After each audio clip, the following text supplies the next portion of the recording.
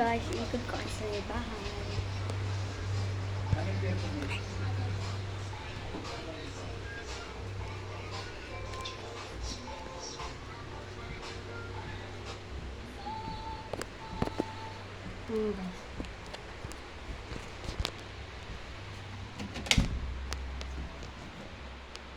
Ito yung kwarto ni Kuya Emer. Yan na. Mga drawing niya. Yan po. Tsaka ito yung mga pan-drawing niya. Doon naman tayo sa kwarto ni Ate May Heart.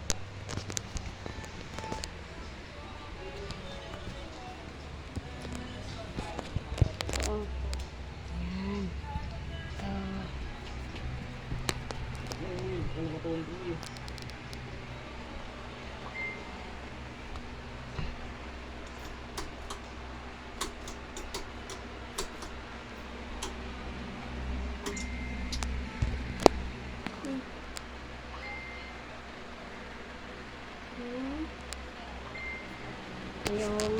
Ito yung mga gamit niya.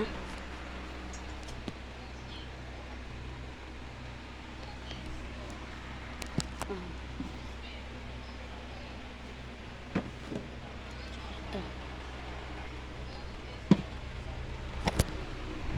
Yan.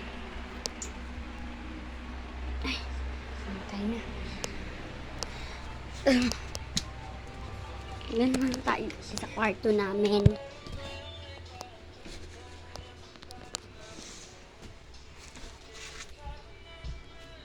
Dito guys, kasi walang ilaw dito.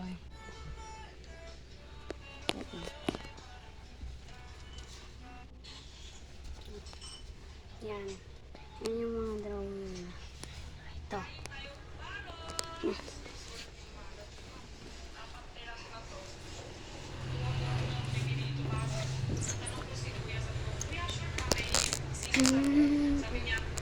Yung kwarto naman nila Kuya Maclen. Lang naman parang tayo. Kaya oh, hi kayo.